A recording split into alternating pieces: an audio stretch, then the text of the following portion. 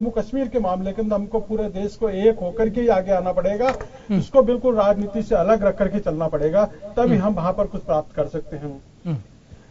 जहां तक और दूसरी चीजें, देखिए सरकार ने कई वादे किए, कई वादे इलेक्शन के टाइम पे बहुत वादे किए जाते हैं, फिर उनको जब प्रैक्टिकली जब पूरा करने की स्थिति आती है तब उसमें कई तरह की अड़चनें आती है। उन चीजों को भी हमको देख करके चलना पड़ता है, चाहे वो कोई भी पार्टी हो।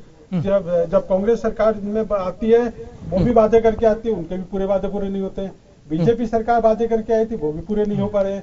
और आपको देखने वाली चीज होती है कि हम उनमें कहां तक हम ईमानदारी से प्रयास कर रहे हैं। हालांकि मैं आपको 2-3 चीजें बताऊंगा कि वहां वास्तव में ईमानदारी से प्रयास, हालांकि किसानों को लेकर काफी बात हो रही है, पर आप देखिए पिछले साल 2 साल पहले एमएसपी में जो बढ़ोतरी हुई है, ये दूसरी बात है कि एमएसपी को एक्चुअल में वो खरीद कितनी कर पा रहे हैं, कितने नहीं कर पा रहे हैं। बट एमएसपी को लेकर के सरकार ने काफी पैसे बढ़ाए, दलहन के भाव में उन्होंने बढ़ोतरी की और दूसरे खाद्यान्नों के भाव के अंदर भी उन्होंने न्यूनतम समर्थन की अच्छी बढ़ोतरी की है। वहीं पर पिछले 3 साल में उपलब्धि की बात नहीं कर रहा हूँ, मैं केवल एक बात कर रहा हूँ जो वास्तव में धरातल पे उभर करके आई है। आप देखिए यूरिया को लेकर के कितना पूरे देश के अंदर हंगामा होता था। हालांकि तेरह जिस बात को है उनकी चीजें वो जो इम्पोर्टेड वाला जो उन्होंने जो लागू किया, तो आप देखिए यूरिया की जो कालाबाजारी की बढ़ोतरी है और चीजें संभाल लेनी चाहिए। पर जो फसल बीमा को लेकर के जो आंकड़े आ रहे हैं वो वास्तव में यदि वो सही है तो वास्तव में होने वाले काफी गंभीर होगा, क्योंकि बीमा का सरकार का ये दावा था कि फसल बीमा किसानों के हित की है। अब उसका दायरा बढ़ा दिया है, किसानों के लिए ज्यादा लाभदायक बनाया गया है। अब इसके बाद में भी फिर भी प्रीमियम की वो गंभीर बात है। फिर प्रीमियम सारी चीजें चाहिए, पर अगर किसान को फायदा, इतना सब करने के बाद भी किसान को फायदा नहीं हो रहा है तो बड़ी गंभीर बात है, इसके लिए हमको सोचना पड़ेगा। तो ऐसा नहीं है कि अब जहाँ तक अब सेना में जो हथियार लेने वाली बात है, जो अभी स्टॉक नहीं चलती है, तो जो सारी चीजें हो भी रही है वो धीरे धीरे होती थी सारी चीजें। पर जो नेगेटिव पॉइंट है उसको भी सत्ता पक्ष को गंभीरता से लेना चाहिए, उसका स्वागत करना चाहिए, क्योंकि वो चेताने वाली चीज है। अगर देश हित में यदि विपक्षी पार्टी कोई सुझाव अच्छा देती है तो सत्ता पक्ष को उसका स्वागत करना चाहिए, उसको इम्प्लीमेंट करने की भी कोई गुंजाइश है तो उसको करने के लिए भी खुले दिमाग से, खुले मन से आगे आना। राजेंद्र जी, 7 किसानों की आत्महत्या हुई है प्रदेश की। अगर हम स्थिति देखें, सचिन पायलट ने इस मामले में पूरे तथ्य पेश किए हैं, तो एक बड़ा मामला तो जरूर है। हमारा राजस्थान जो है वो इन सारी चीजों से विभेद रखता था और यहाँ के किसानों की स्थितियां ऐसी नहीं थी, लेकिन अब किसानों की हालत अगर इतनी गिर रही है कि अब उसको आत्महत्या करनी पड़ेगी, क्योंकि देश भर में सूखे की वजह से काफी लोगों को, काफी किसानों को जान गंवानी पड़ी है। सरकारें आई हैं, सरकार चाहे मोदी सरकार हो चाहे यूपी सरकार, कोशिशें की गई है, लेकिन जितनी किसानों के लिए की जानी चाहिए थी उतनी शायद नहीं हो पाई। और यही कारण है कि किसान जो है लगातार या तो सिस्टम हमें वापस से दुरुस्त करना पड़ेगा, उन सिस्टम का शिकार हैं किसान, या जो लागत बेचारे वो कोशिश करके जैसे तैसे फसल के लिए उधार लेके काम करते हैं, लेकिन वो उधार नहीं चुका पाते। तो कहीं ना सिस्टम जो है वो भी बदलने की बहुत जरूरत है। तो बात किसान की मौत से जुड़ा हुआ ये मामला है, किसे हम गंभीरता से हमें लेना होगा, चाहे कोई सी भी सरकार हो।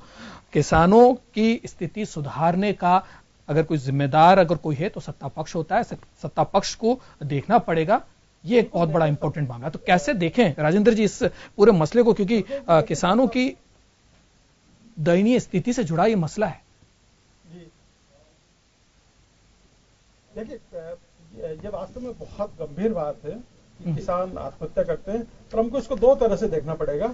एक तो ये है कि जो आत्महत्या हो रही है उनको कोई राजनीतिक टूल तो नहीं दिया जा रहा, नंबर 1। नंबर 2 एक, इस चीज को सत्ता पक्ष को पूरी तरह से गंभीर होना पड़ेगा, क्योंकि अखबारों के अंदर हमने पिछले दिनों में देखा था कि चाहे दलहन की खरीद की बात हो, चाहे मूंगफली की खरीद की बात हो, सत्ता पक्ष के ही विधायकों ने इस मामले को पुरजोर शब्दों में उठाया था कि ये जो खरीद, जो समर्थन मूल्य पे भाव बढ़ना एक अलग चीज है, केंद्र सरकार ने भाव बढ़ा दिए, पर यदि समय पर खरीद नहीं होती है या किसानों को जो पैसा मिलना चाहिए वो नहीं मिल पा रहा है, तो उसके लिए सरकार को गंभीर होना। ये व्यवस्था का कहीं ना कहीं दोष है।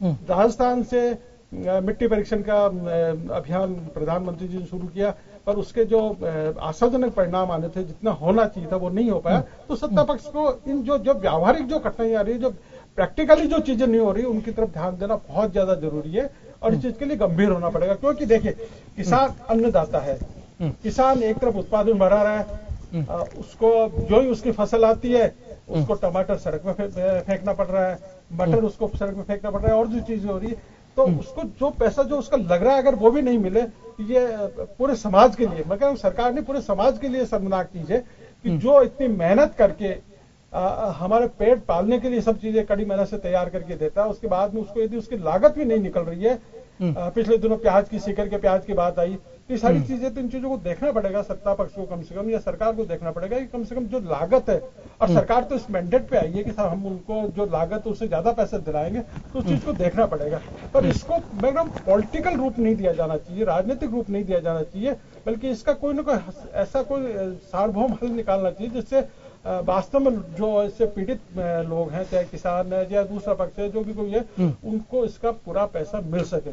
देखिए, चने के टाइम पे एक साथ चने का भाव 170-80 रुपए तक पहुंच गया किलो का, और फिर उसके बाद में 80-90 रुपए का, हालांकि ऐसे तुअर की दाल का हुआ, दूसरी चीजों का हुआ, तो वो फायदा किसको जा रहा है? व्यापारी वर्ग को जा रहा है, बिचौलियों को जा रहा है। वो फायदा यदि किसान को मिलता है, तो जरूरत इस बात की है कि कोई ऐसा एक सार्वभौमिक एक फॉर्मूला तैयार किया जा सके, ताकि जो ये हमारा सिस्टम का जो प्रॉब्लम है, जो किसानों को जिसकी वजह से खामियाजा भुगतना पड़ता है और कर्जदार वो होता जा रहा है, और उसके कंधों पर अन्नदाता के तौर पर बहुत बड़ी जिम्मेदारी, लेकिन उसकी जिम्मेदारी से हर सरकार जो है वो भागती हुई नजर आती। तो इस चर्चा में हम आगे समझने की जरूर कोशिश करेंगे। और एक दूसरी बात जो एक बहुत इंपॉर्टेंट मुद्दा यहां पर उठा है, वो मुद्दा चुनाव को लेकर है, क्योंकि चुनाव हर बार अलग अलग राज्यों में अलग अलग समय पर होता है। क्या ये पॉसिबल नहीं है कि चुनाव एक समय में, चाहे लोकसभा हो चाहे राज्यों के विधानसभा के चुनाव हो, एक साथ हो, ताकि जो लगातार सरकार का ध्यान बंटता है, आचार संहिता लगती है और सरकार के हाथ बंध जाते हैं,